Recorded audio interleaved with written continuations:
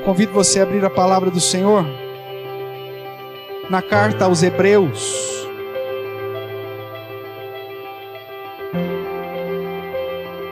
Hebreus capítulo 10.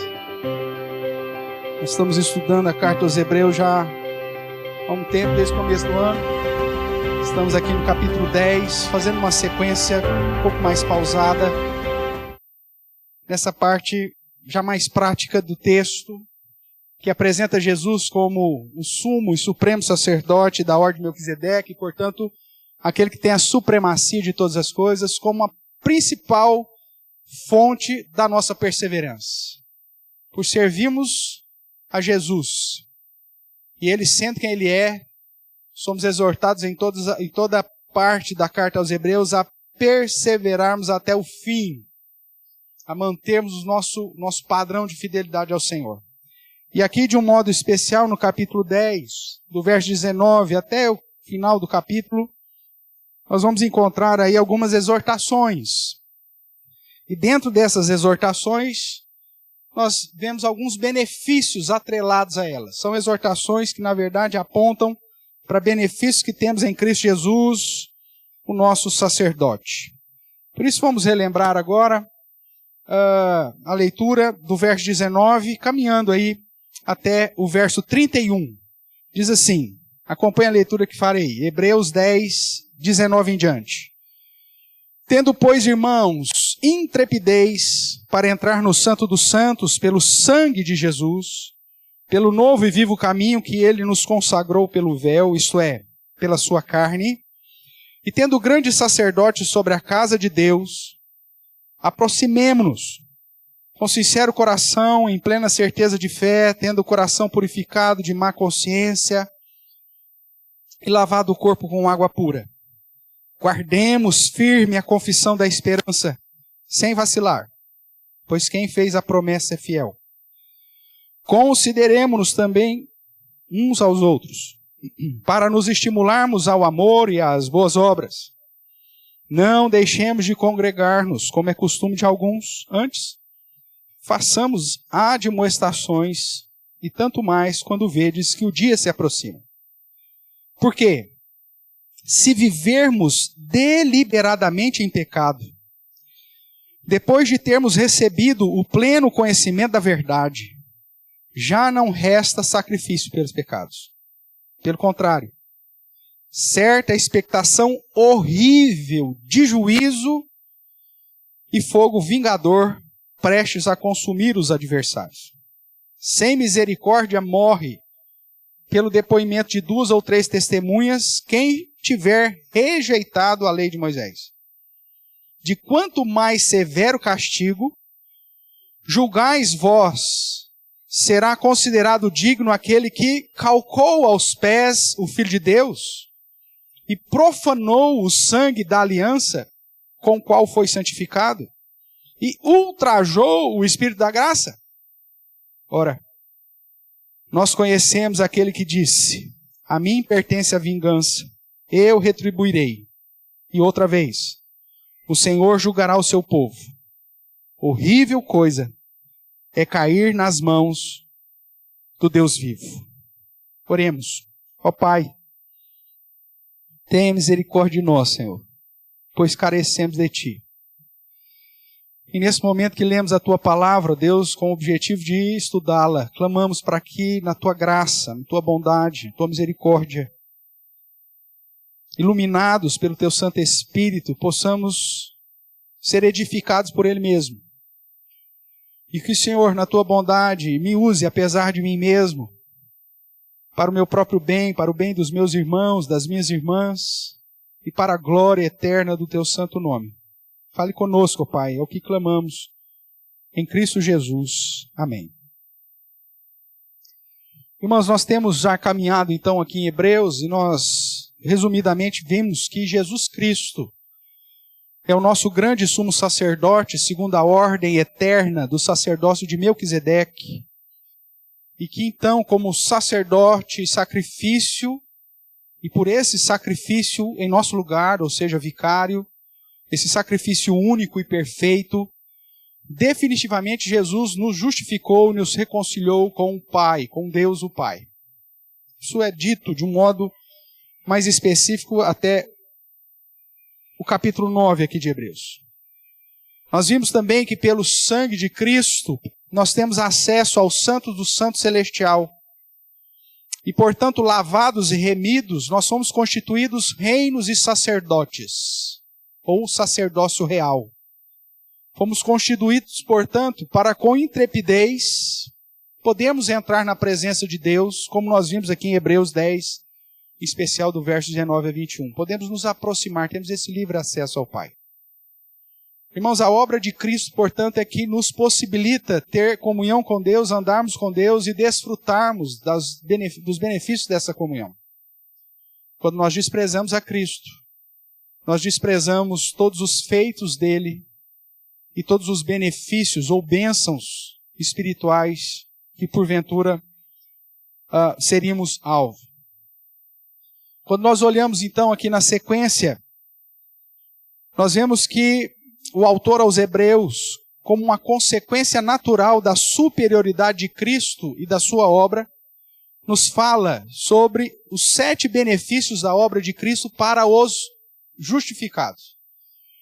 Nós olhando de um modo mais próximo aqui da perícope, nós vamos encontrar algumas exigências, mas eu preferia apresentar aos irmãos, não focando as exigências, mas tão somente os benefícios que essas exigências acabam produzindo, né? Cada benefício, então, exige, obviamente, essa postura de cumprimento da exortação ou daquilo que o próprio Cristo exige de nós. Nós já caminhamos aí um pouquinho e já vimos na sequência aqui dos versos, em especial no verso 22, que pela obra de Cristo, pelo novo e vivo caminho que Ele nos consagrou, nós temos agora livre acesso ao Pai. Nós podemos nos aproximar de Deus. Nós vimos que Jesus abriu um novo vivo caminho por seu sacrifício, dando livre acesso ao Pai, como sendo o nosso grande sumo sacerdote, e agora como sacerdotes lavados, esse é o termo aí, o corpo com água pura, que aponta para a prática que acontecia com os sacerdotes no Antigo Testamento. Nós temos esse acesso a Deus, e fomos chamados, portanto, sacerdotes para apresentarmos a Deus sacrifício espiritual agradável, como Pedro nos diz. E esse livre acesso a Deus nos é dado justamente para buscá-lo, para adorá-lo e para servi-lo. Nós vimos também que dentro desses benefícios, no verso 23, encontramos o benefício de confessarmos da esperança. E por isso ele diz, guardemos firme a confissão da esperança. Confessar, proclamar, testemunhar a respeito da esperança que temos em Cristo, além de um dever, é um grande benefício, e nos cabe anunciar a sua palavra a todos, em todo tempo e lugar, firmado no fato de que quem fez a promessa é fiel. Nós podemos falar das promessas de Deus porque Ele é quem garante que ela será cumprida. Vimos também que dentro desses benefícios recebidos em Cristo, os justificados têm o privilégio de desfrutar de vida fraternal. Verso 24, consideremos-nos também uns aos outros. Sobre o preceito de considerarmos, portanto, uns aos outros, nós temos o benefício de vivermos em família de Deus. O muro de separação entre judeus e gentios fora derrubado, fora desfeito.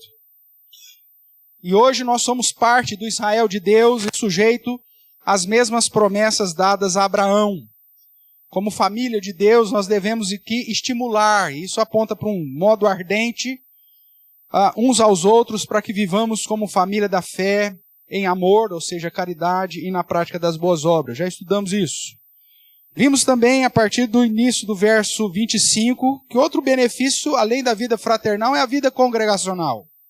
E aí nós temos uma exortação negativa, né, quando nos diz, não deixemos de congregar, que aponta para o fato, não abandone a igreja, não deserte da igreja, não deixe de estar dentro da igreja.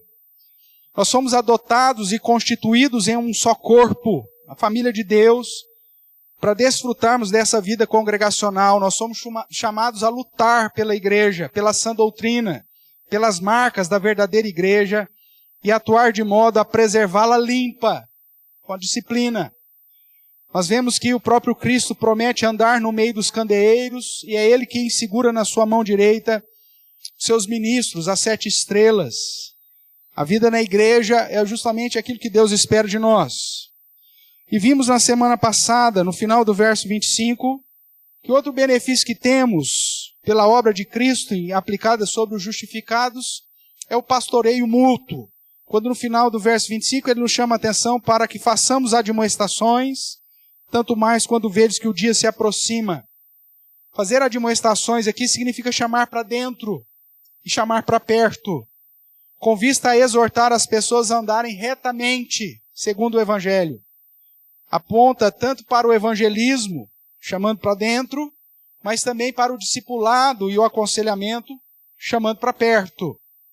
Nós vimos que como embaixadores, em nome de Cristo, nós devemos nos pastorear mutuamente, instruindo-nos, admoestando, encorajando, corrigindo, aconselhando, chamando para dentro e para perto, cientes de que é como se Deus exortasse por nosso intermédio. E hoje, irmãos, nós vamos caminhar aí no 6º benefício, que trata a respeito do verso 26. O foco é justamente por aquilo que Cristo fez, por todas essas exortações que apontam para os benefícios que tratamos. Nós então agora devemos viver de um modo a glorificar ao Senhor. Ou seja, o 6º benefício que podemos retirar do texto é que nós somos libertos da escravidão do pecado. E por isso, uma vez que eu fui liberto do pecado, eu não mais posso viver deliberadamente em pecado. É assim que ele começa o verso 26. Porque se vivermos deliberadamente em pecado, depois de termos recebido o pleno conhecimento da verdade, já não resta sacrifício pelos pecados. Irmãos, é muito comum, muitas vezes, os cristãos declararem com sua boca que amam o Senhor, que são crentes, confessam publicamente a fé, recebem o batismo que Jesus instituiu, mas levam uma vida dupla, uma vida dúbia. Como se fosse possível ser crente apenas aos domingos, e aí, de segunda a sábado, viver de uma maneira que não glorifica. Para o verdadeiro crente, justificado em Cristo, que reconhece aquilo que Jesus é e aquilo que Ele fez por nós, isso é impossível. Porque já que Cristo nos chamou, e que Ele, sendo o sumo sacerdote, nos constituiu um reino de sacerdotes, nós devemos viver para a sua glória, devemos viver para a sua exaltação. E, portanto, é impossível aquele que é nascido de Deus, como nós vimos lá em 1 João, que este viva em pecado. É lógico que o próprio 1º capítulo de João diz que o pecado faz parte da nossa vida, a luta diária, e que se nós pecarmos, nós temos um advogado junto ao Pai, e que se confessarmos os nossos pecados, Ele é fiel e justo para nos perdoar. Mas isso é apontado ali como sendo um deslize, um acidente, e não uma prática de vida. O verdadeiro crente lavado, remido, constituído reino e sacerdote, ele não pode viver na prática do pecado, como se aquilo fosse algo natural. Este, na verdade, não entendeu nada a respeito do sacrifício de Cristo, dos benefícios que Ele nos trouxe e da mudança que Ele exige de nós. Nós vemos em vários momentos nas Escrituras, olhando em especial para o Evangelho, o próprio Senhor Jesus dizendo que aquele que o ama é aquele que o obedece, é aquele que guarda os seus mandamentos, é aquele que pratica. Em toda a Bíblia nós vemos isso, Salmo 128, por exemplo, quando diz que bem-aventurado é aquele que teme, mas não apenas teme, ele anda nos caminhos do Senhor. Assim também é apresentado o justo no Salmo 1, reforçando, João vai dizer isso: se sois verdadeiramente meus discípulos, vocês me obedecem, vocês guardam os meus mandamentos, se vocês me amam, vocês são obedientes. Essa é a ideia. Portanto, aqueles que entenderam quem Cristo é, E aqueles que entenderam aquilo que Cristo fez, além de ter todos esses 5 benefícios que já citamos, esse livre acesso a Deus, o privilégio de confessar da esperança, o privilégio de viver em vida fraternal, em vida congregacional, em ser instrumento de bênção no pastoreio uns dos outros, ele também sabe que ele está liberto do pecado, da escravidão do pecado. É óbvio que o pecado ainda habita em nós, é uma luta constante, mas uma vez libertos da escravidão do pecado, ele não vive mais na prática constante desse pecado. Portanto, esse 6º benefício é: não vivamos deliberadamente em pecado. O autor, conduzindo-nos aí a uma conclusão lógica, dos versos 26 a 31, encontramos uma exortação para que uma vez que recebemos o pleno conhecimento da verdade, vivamos, portanto, de acordo com a obra dessa verdade. Veja aí o final do verso 26.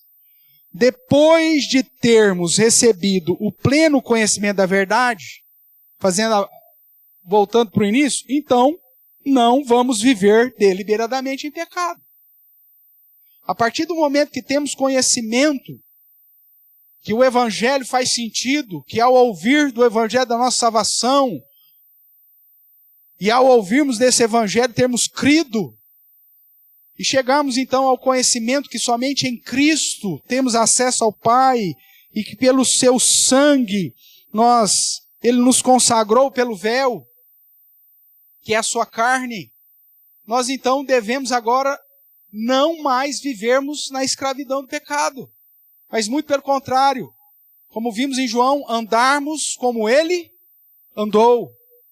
Porque aquele que diz que o conhece, mas que não anda ou na luz ou em justiça, na verdade o texto vai dizer que nós somos, ou que este é mentiroso. A verdade não está nele. O verdadeiro crente, aquele que passou pelo chamado do Senhor, pela regeneração, foi justificado, ele vive uma vida segundo o padrão que o próprio Deus dá. O termo aqui, deliberadamente, é algo extremamente importante, irmãos. Essa expressão, ele aponta para uma escolha voluntária. Por isso ele diz, se vivermos deliberadamente em pecado, já não resta sacrifício para nós. Se a lei de Moisés já previa que se você negligenciar ou desprezar pela testemunha de uma ou duas pessoas, você seria morto, quanto mais agora, quando você, como sacerdote de Deus, tem acesso ao Pai. É um princípio extremamente perigoso. E o termo deliberadamente, então, como eu disse, aponta para essa escolha voluntária, intencional, obstinada em ir contra a vontade de Deus. E você fala, pastor, isso acontece? Acontece. Irmãos, como é triste você apresentar o Evangelho de uma maneira clara, segundo o padrão das Escrituras, para pessoas que já estão vivendo dentro da comunidade, ou pelo menos agregados aos crentes, e você apresenta de uma maneira clara todo o padrão das Escrituras e da exigência de uma vida santa, e a pessoa fala assim, mas eu acho que não é assim. Mas Deus é amor, né, pastor? Não se esqueça que os atributos de Deus são todos perfeitos. Se você canta que o amor de Deus é grande e largo, você também deveria cantar que a ira de Deus é grande e larga. E que a sua justiça também é grande e larga. Deus não é um Deus que passa a mão na cabeça. Muito pelo contrário, o texto nos diz que o Senhor julgará o seu povo. O texto diz que a mim pertence a vingança e eu retribuirei. O texto diz, horrível coisa é cair na mão do Deus vivo. E veja que é um paralelo interessante com essa expressão de Deus vivo, porque nós sabemos pela Escritura que Ele nos constituiu sacerdotes justamente para apresentarmos a Ele sacrifícios espirituais agradáveis. Ele nos chamou para sermos reis e sacerdotes, embaixadores de Cristo e sacerdotes de Deus e de Cristo hoje, para servirmos e adorarmos ao Deus vivo. Então não brinque com esse Deus vivo. Nós vimos aqui mesmo no texto de Hebreus, que o autor aos Hebreus utiliza o Salmo 95 em demasia, chamando atenção várias e várias vezes para não endureçais o vosso coração, quando ouvirdes a palavra do Senhor, como o povo fez lá em Massá, no dia da rebeldia, e em Meribá, no dia da discórdia. Irmãos, a minha tarefa é uma tarefa difícil, porque é uma tarefa que eu tenho que constantemente lembrar o quão pecadores nós somos, inclusive a mim mesmo. E cientes de que mais que eu fale, mais que eu aplique, mais que eu, até como vocês julgam, de modo duro, o Evangelho do Senhor, e aplico com dureza, puxando a orelha, sacudindo a roseira, como alguns de vocês falam. Mesmo assim, muitos endurecem o próprio coração, como no dia de Massá e Meribá, e não dão ouvidos à palavra do Senhor. Horrível coisa é cair nas mãos do Deus vivo. Não brinque com Deus. Recentemente ainda falei com os irmãos.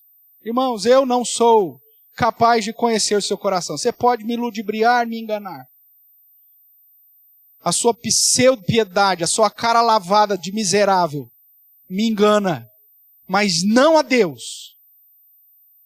E mais dia menos dia, esse Senhor vai trazer à tona tudo aquilo que não lhe agrada. E ai daquele que cair na mão do Deus vivo.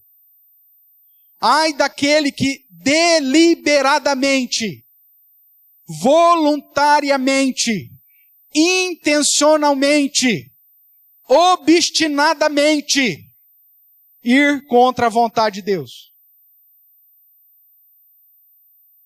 Nenhum exercício exegético poderá mudar as verdades de Deus, irmãos.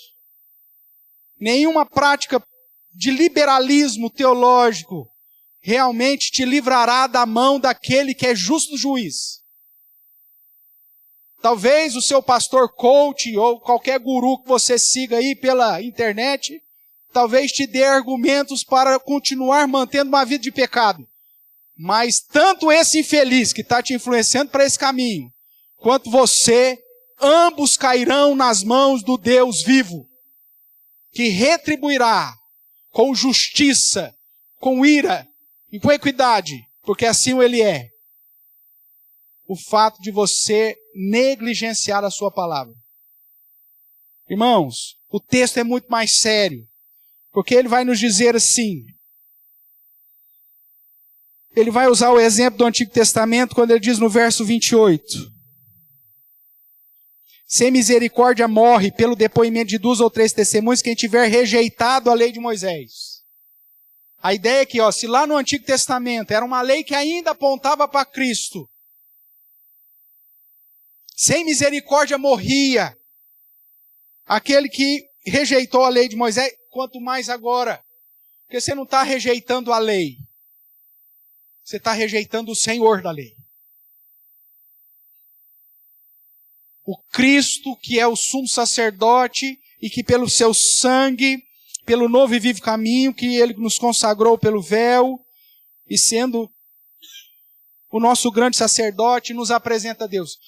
Quando você deliberadamente resolve viver em pecado, você está desprezando não apenas a palavra, a lei, mas o verbo vivo, o Cristo, aquele que é o único que pode te salvar da condenação. E se você deliberadamente continua vivendo na prática do pecado, aceitando como se fosse algo tranquilo para viver, o verso 27 ainda diz, pelo contrário, não resta para você mais esperança, mas muito pelo contrário, o que resta para você é o horrível juízo e o fogo vingador, porque Deus vai te considerar como adversário. E aí lá no verso 29 ele vai nos apresentar que aqueles que hoje, mesmo ouvindo a palavra do Senhor e tendo a revelação plena, suprema em Cristo, porque Ele é a expressão exata do ser de Deus, como Hebreus já nos disse, e que nele nós temos ouvido, ou dele nós temos ouvido as verdades. Se você deliberadamente despreza isso, o verso 29 está dizendo que você está fazendo o seguinte: você está desprezando a Cristo. Calcou aos pés o Filho de Deus. Você está pisando na obra dele. Você está limpando o pé no sangue de Cristo. O que mais? Você está profanando o sangue da aliança.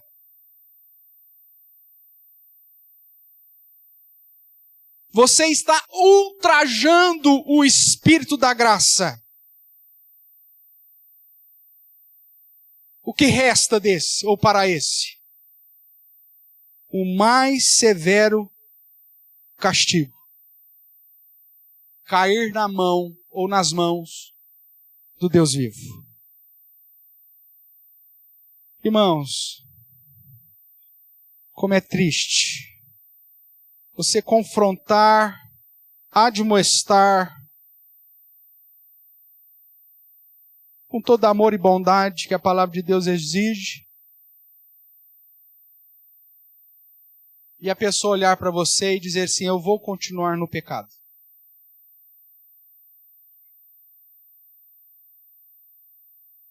O que resta para esses que decidem intencionalmente, deliberadamente, voluntariamente permanecer na prática do pecado? Somente a justiça de Deus, irmãos. Infelizmente é isso.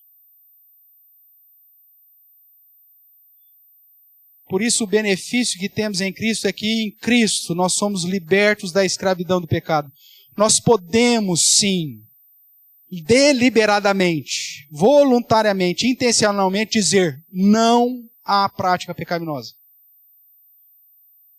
Não porque isso é fácil, mas eu posso dizer não para as inclinações pecaminosas, para as inclinações carnais do meu ser, porque eu reconheço aquilo que o meu Senhor fez por mim.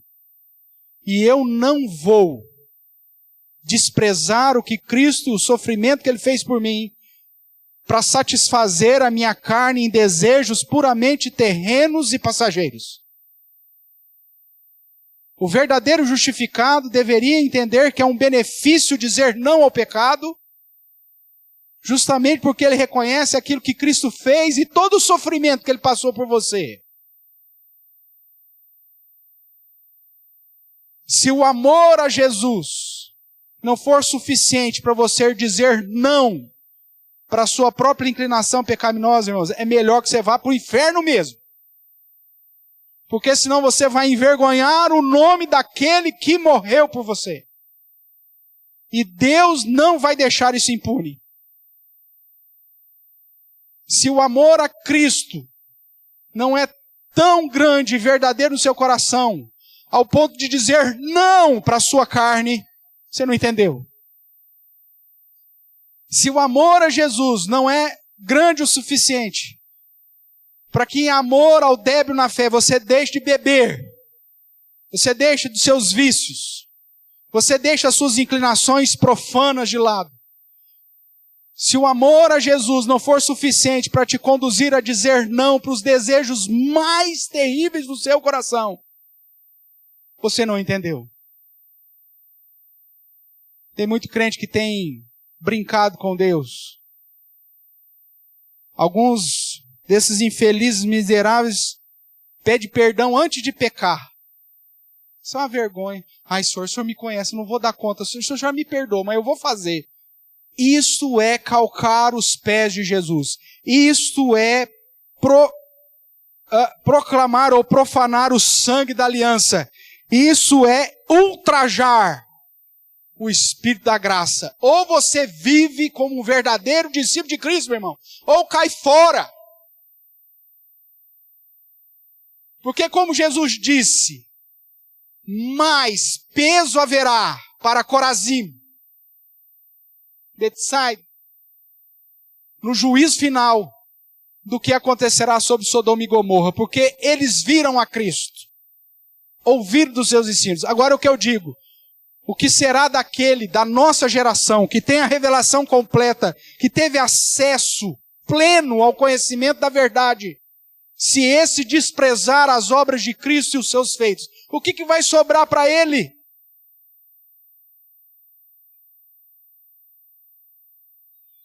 Horrível coisa é cair nas mãos do Deus vivo. Nós recebemos em Cristo a libertação da escravidão do pecado, irmãos. Ele mesmo promete estar conosco.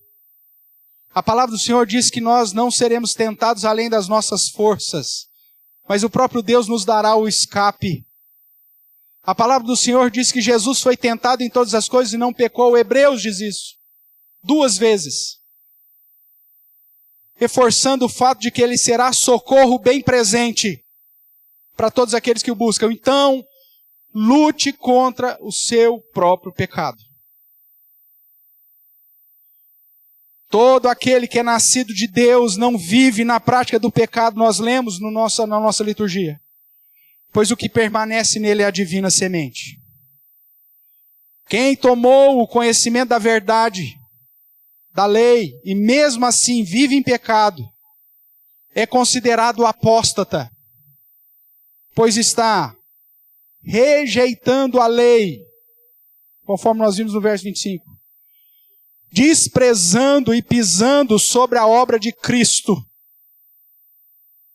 profanando o sacrifício, o sangue da aliança, e ultrajando o Espírito da graça. Deus é justo e fogo vingador sobre aqueles que negam a Cristo por suas obras. Concluindo, irmãos, porque eu sei quem é Jesus Cristo e sei sobre a sua obra que me alcançou, eu, Everton, vou viver em obediência à palavra de Deus, intencionalmente, voluntariamente, deliberadamente. O texto de João diz que, se verdadeiramente o Filho de Deus nos libertou, nós somos libertos da escravidão desse pecado. Dá uma olhadinha lá comigo rapidamente. Evangelho de João, capítulo 8, verso 31 a 36. Disse, pois, Jesus aos judeus que haviam crido nele: se vós permanecerdes na minha palavra, sois verdadeiramente meus discípulos, e conhecereis a verdade, e a verdade vos libertará.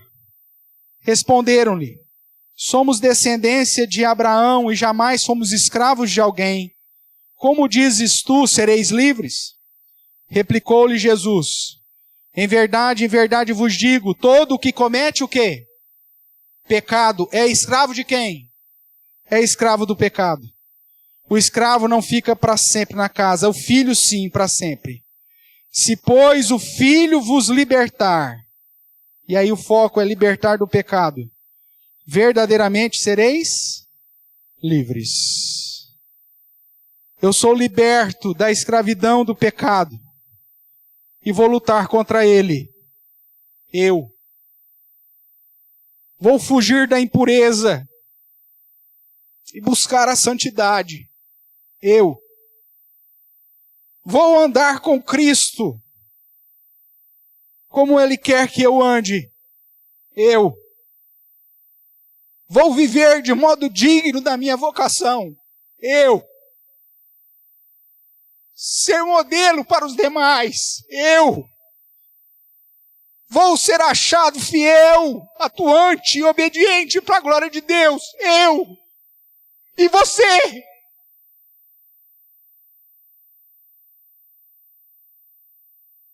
Eu fui chamado. E vou perseverar até o fim. Com a ajuda de Deus. Livre da condenação do pecado. Lutando contra a sua inclinação, que luta constantemente em meu coração. Pois Jesus Cristo me comprou, lavou no sangue da real aliança para a vida eterna. Eu e você.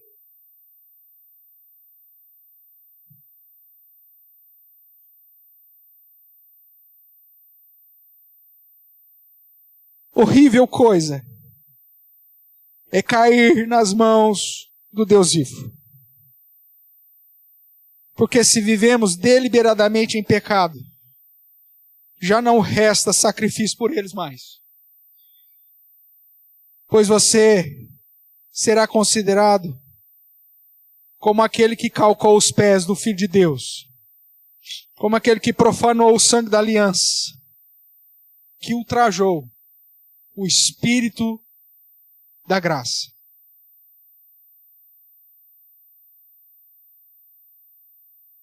E você, meu irmão? O que fará? O que realmente Cristo é para você? O que realmente Cristo realizou? Qual que é o peso disso na sua vida?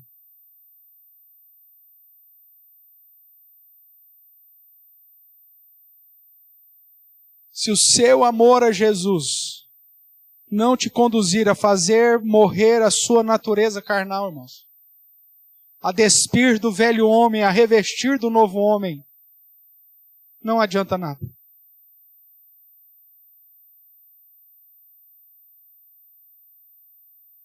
Continuarei com a minha tarefa de atalaia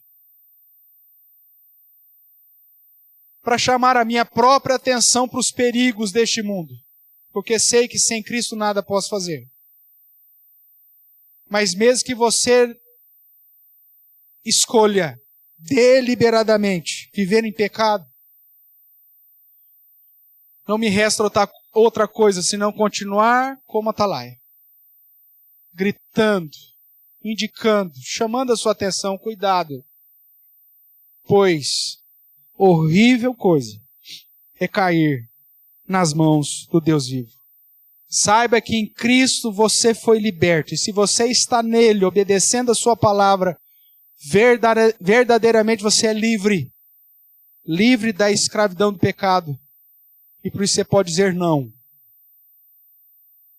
e dizer sim, para viver na justiça e no amor, mesmo que isso te conduza a sangrar, meu irmão. É o que ele vai falar depois no capítulo 12. Nós ainda não temos sofrido e sangrado na luta contra o pecado. Se for preciso lutar e sangrar para permanecer em fidelidade e em amor ao nosso Senhor, você deve assim o fazê-lo, irmãos. E ainda mais nesse mundo e nesses dias terríveis que estamos vivendo, onde somos assediados a todo instante a vivermos uma vida longe de Deus. Eu já fiz minha declaração mais uma vez aqui para vocês hoje. E eu termino o sermão dizendo, e você? Que tipo de declaração você fará para o Senhor? Que Deus assim tenha misericórdia de nós. Amém.